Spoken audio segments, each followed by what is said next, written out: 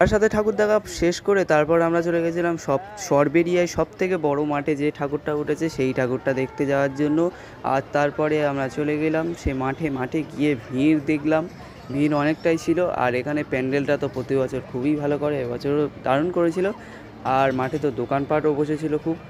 আর এই ছিল প্যান্ডেলটা, যেটা একটা পেঁচার মানে দানা মতো ছিল। আর তারপরে আমরা ভিড়ের মধ্যে দাঁড়িয়েছিলাম।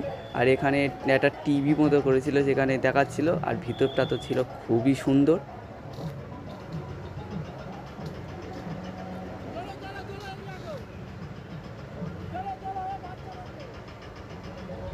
তারপরে বাইরে বেরিয়ে কিছু ছবি ফটো তুলে নিলাম।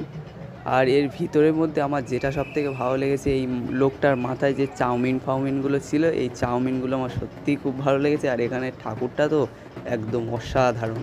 যাই হোক, আজকে এই পর্যন্ত, দেখা হচ্ছে আবার কাল, বাই।